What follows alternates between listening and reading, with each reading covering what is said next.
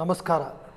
ಈ ಟಿವಿಯ ವೀಕ್ಷಕರಿಗೆ ಯೋಗ ಕ್ಷೇಮ ಕಾರ್ಯಕ್ರಮದ 274ನೇ ತರಗತಿಗೆ ಆತ್ಮೀಯ ಸ್ವಾಗತ. ಗರ್ಭಿಣಿ ಸ್ತ್ರೀಯರು ಅನೇಕ ವೇಳೆ ಗರ್ಭಾವಸ್ಥೆಗೆ ಪ್ರಾರಂಭದ ಅವಸ್ಥೆಯಲ್ಲಿ ಕೇವಲ ಒಬ್ಬರಿಗಾಗಿ ತಿಂದರೆ ಸಾಧ್ಯ ಇಲ್ಲ, ಇಬ್ಬರಿಗಾಗಿ ತಿನ್ನಬೇಕು ಅಂತಕ್ಕಂಥ ಒಂದು ವಾಡಿಕೆಯ ಮಾತನ್ನು ಆಡ್ಕೋತಾರೆ. ಅದು ಖಂಡಿತವಾಗಿ ತಪ್ಪು ಕಲ್ಪನೆ. 2 ಮತ್ತು 3ನೇ ತ್ರೈಮಾಸಿಕದಲ್ಲಿ ಮಗುವಿನ ಬೆಳವಣಿಗೆಯ ದೃಷ್ಟಿಯಿಂದ ಸ್ವಲ್ಪ ಹೆಚ್ಚಿನ ಪೌಷ್ಟಿಕಾಂಶ ಇರತಕ್ಕಂತಹ ಮತ್ತು ಸುಮಾರು 300 ಕ್ಯಾಲರಿಯಷ್ಟು ಅಧಿಕವಾದಂಥ ಆಹಾರವನ್ನು ಸೇವಿಸಿದ್ರೆ ಸಾಕು ಅಂತಕ್ಕಂಥದ್ದು ಅಧ್ಯಯನಗಳಿಂದ ತಿಳಿದು ಬಂದಿದೆ. ಆ ಕಾರಣದಿಂದಾಗಿ ವಿಪರೀತವಾಗಿ ಅಥವಾ ಹೆಚ್ಚಿನ ರೀತಿಯಲ್ಲಿ ಮೊದಲು ಎಷ್ಟು ತಿಂತಾದರೂ ಅದಕ್ಕಿಂತ 2 ಪಟ್ಟು ತಿಂತಕ್ಕಂಥದ್ದು ಖಂಡಿತವಾಗಿ ಅದು ಅಷ್ಟು ಒಳ್ಳೆಯ ಅಭ್ಯಾಸವಲ್ಲ.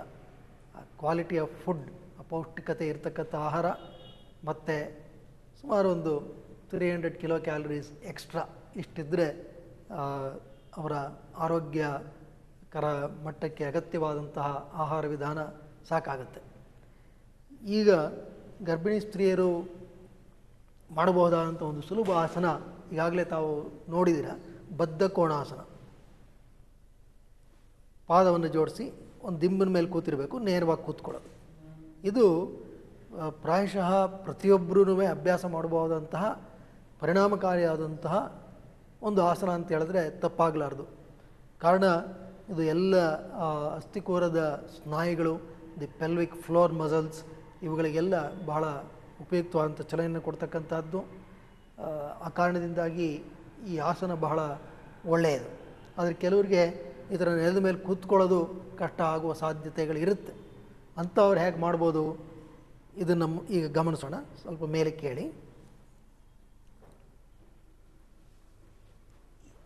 ಕೆಲವರಿಗೆ ಈ ಚಲನೆಯ ಪ್ರಮಾಣ ಬಹಳ ಕಮ್ಮಿ ಇರುತ್ತೆ. ಅಂಥವರು ಮೊದಲು ಕುರ್ಚಿ ಮೇಲೆ ಕೂತ್ಕೊಳ್ಳಿ, ನಂತರ ಸ್ವಲ್ಪ ಮುಂದೆ ಕೂತ್ಕೊಳ್ಳಿ, ಪಾದವನ್ನು ಬದ್ಧ ಕೋಣಾಸನದ ರೀತಿಯಲ್ಲಿ ಜೋಡಿಸಿ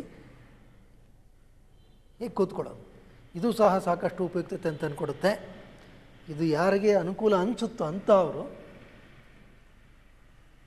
ಸ್ವಲ್ಪ ಎತ್ತರ ಇಟ್ಕೊಂಡು ಬದ್ಧ ಕೋಣಾಸನವನ್ನು ಮಾಡ್ಬೋದು. You can sit on the chair and practice.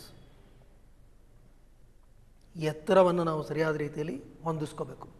ಈ ಬದ್ಧ ಕೋಣಾಸನ ವಿಶೇಷವಾಗಿ tries to help the pelvic floor muscles, the base of the root of the thigh. ಈ ಎಲ್ಲ ಸ್ನಾಯುಗಳು ಸಚೇತನಗೊಳ್ಳುತ್ತೆ.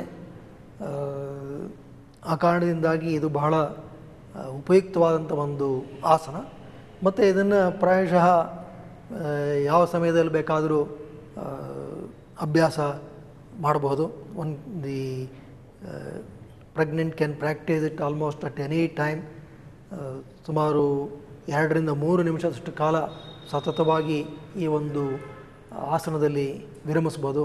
ನಿಧಾನವಾಗಿ ಉಸಿರು ತಗೋಬೇಕು, ನಿಧಾನವಾಗಿ ಉಸಿರು ಬಿಡಬೇಕು. ಉಸಿರಾಟವನ್ನು ಗಮನಿಸಿ ಮಾಡಬೇಕು. ಮತ್ತು ಇಲ್ಲಿ it is easy for the pregnant to feel in this posture the complete uterus.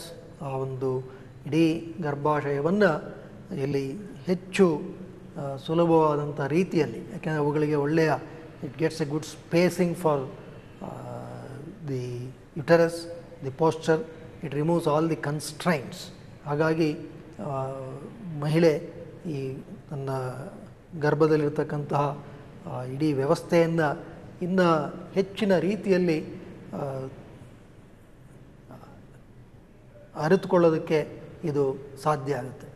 So the women should also try to get connected with the breathing. ಆ ಉಸಿರಾಟವನ್ನು ಬಹಳ ಸಮಾಧಾನವಾದಂಥ ಚಿತ್ತದಿಂದ ಮಾಡ್ತಾ ತಮ್ಮ ಒಳಗಿರ್ತಕ್ಕಂತಹ ಆ ಮಗುವನ್ನು ಗಮನಿಸುವತ್ತ ಮನಸ್ಸನ್ನು ಕೊಡಬೇಕು.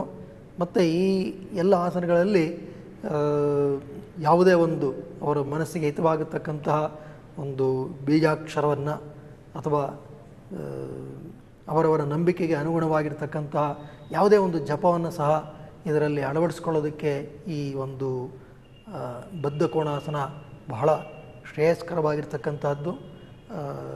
ಸುಲಭವಾಗಿ ಪ್ರತಿಯೊಬ್ಬರು ಇದನ್ನು ಅಭ್ಯಾಸ ಮಾಡಿ ಅದರ ಉಪಯುಕ್ತತೆಯನ್ನು ಪಡ್ಕೋಬೇಕು.